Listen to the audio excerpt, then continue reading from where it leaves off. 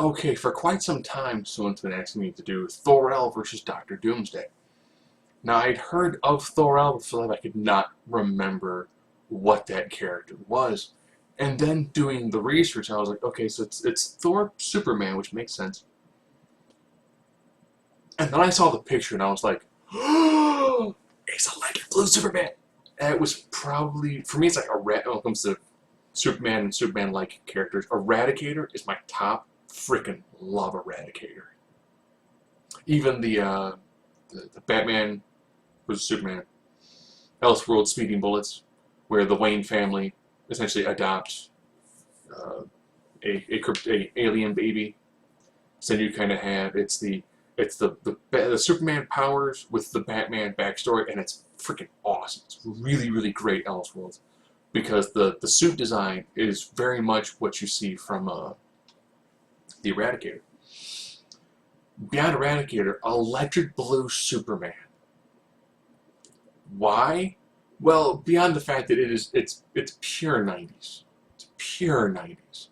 It's like, well, we're gonna kill him. Yeah, we're gonna give him a mullet. Yeah, we're gonna give him a beard. Yeah, let's have him be arrested. Yeah, and Lois Clark's doing well. Maybe we'll do something with like a marriage or something. Yeah. Maybe we'll kill Clark Kent. It's, his powers are going wonky, and he's going to be an electric blue Superman. Okay, so he's energy based, yeah. And he's going to be in a suit created by Lex Luthor. Okay, how his power is different. Oh, they are wickedly different. Wickedly, wickedly different. Okay.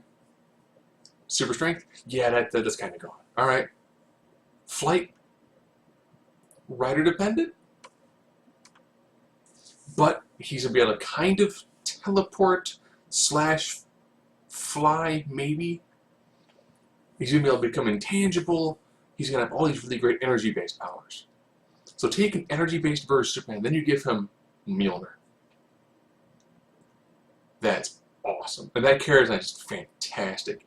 It is so America. It's America right there. It's red flowing cape, baby blue body with white highlights. It's just, oh, I love it. That's fantastic. It's 90s. So 90s.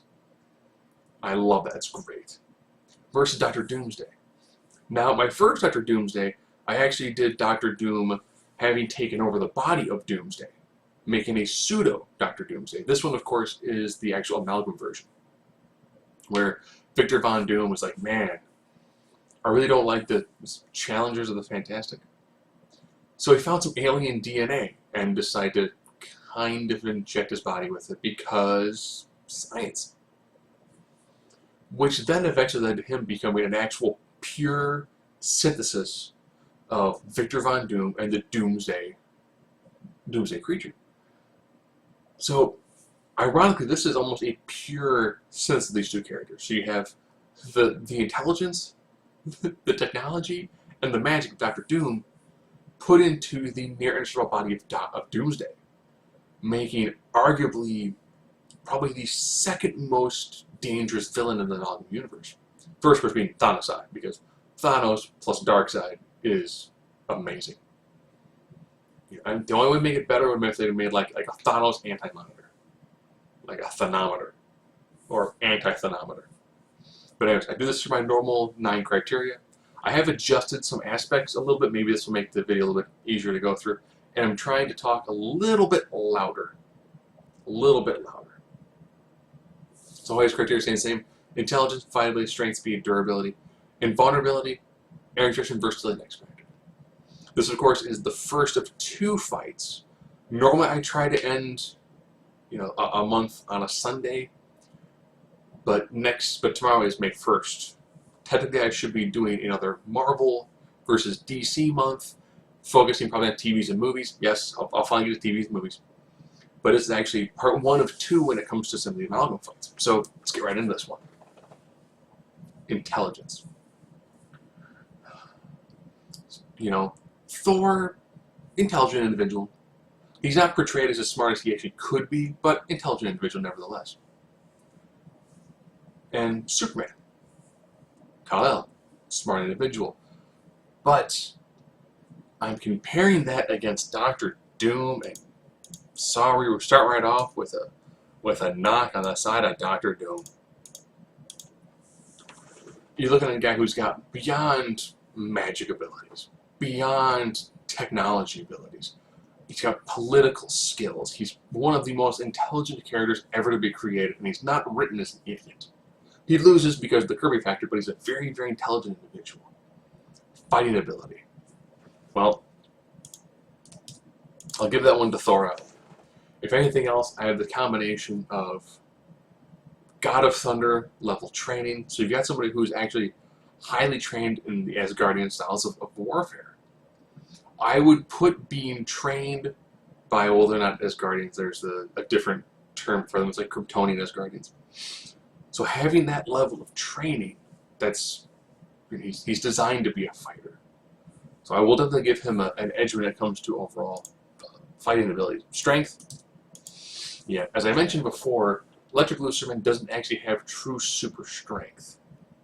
Sure, buffered with the abilities of Thor, you're looking at having a level of super strength, but nothing to be on the same level as, say, Doomsday. I would probably say Thor and Doomsday, depending on writer, fairly equivalent, but you're comparing a non-super powered version, a non-super strength powered version of Superman. Therefore, if they're equal, I'm dropping down just a little bit. Speed. You know, I'm probably going to get it for this one, because in the past I haven't used anything on the basis of teleportation.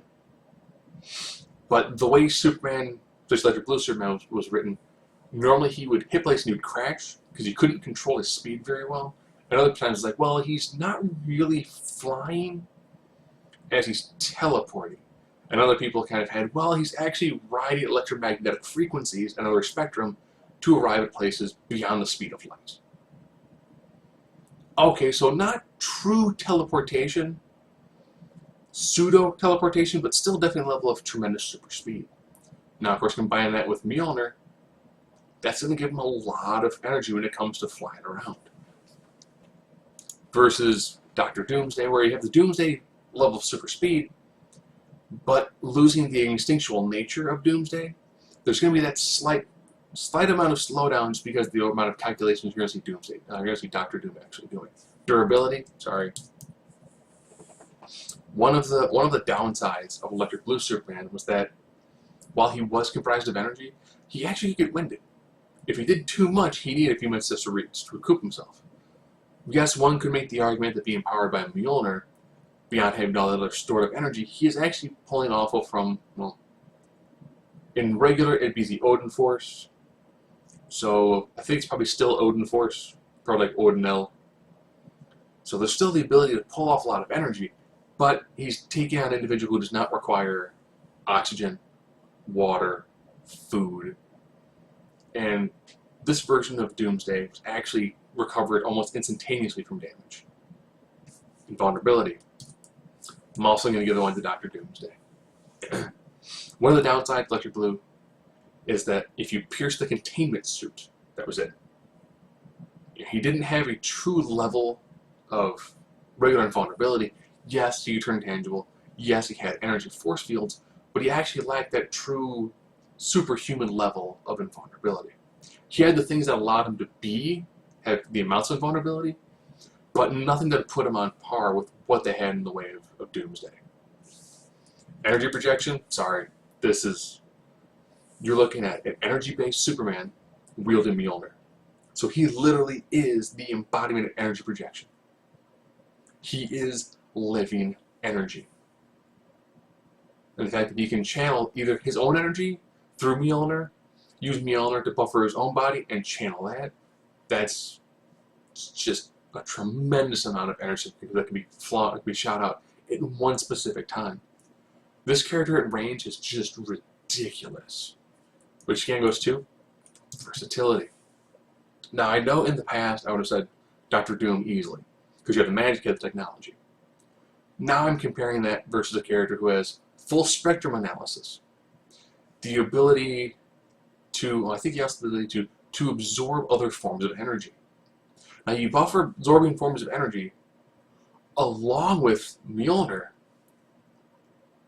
and all the abilities of Mjolnir. So you've got, you know, beyond, well, in the comics, Electric Blue is able to make himself into duplicates. So you'd have energy duplicates of an individual who would still retain the ability to control weather. So you have weather controlling, you have the magic abilities of Mjolnir, you have just the largest abilities that all of a sudden you had from Electric Blue Superman. There's a lot. I would probably say just basis the information that exists between those two characters.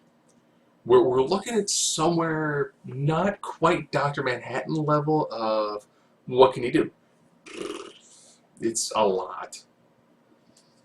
And then you combine that with Mjolnir, that's a lot. That's a really, really powerful individual. Now, of course, what they lost in making him the Electric Blue version, what they lost in just raw physicality up close combat, he just has distance in spades. And now it comes down to the last one, X Factor. Dr. Doomsday.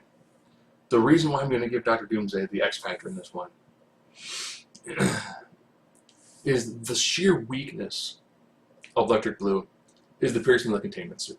The same thing that affects Captain Atom, the same thing that also affects certain versions of Firestorm, is the fact that there's energy that by itself does not have an actual physical form.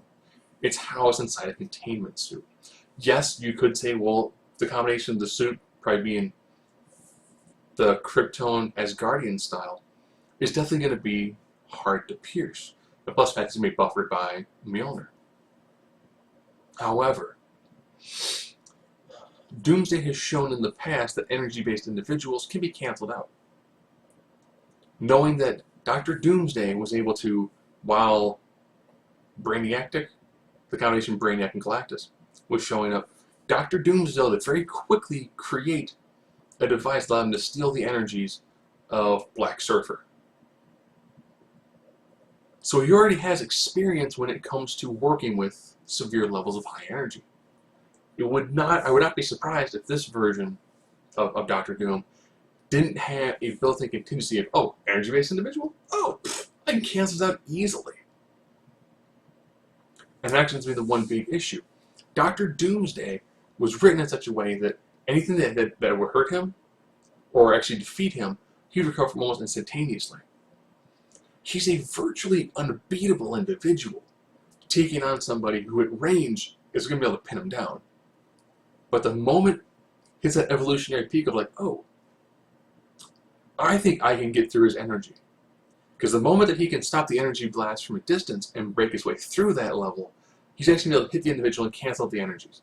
And in the course of doing that, disassociates Thor-El, and that's it. So out of these two characters, I definitely have to give a tremendous edge to Dr. Doomsday. That is a ridiculously powerful individual. It has an almost near flawless synthesis of the two characters. Right there with like Darkclaw. So this of course is one of two. I don't know when I'll get the second one. It might maybe be either later on tonight, probably tomorrow, when I also do my first Marvel DC movies and television one. As well as I've got Payback as well. So there's a lot to try to knock out tomorrow.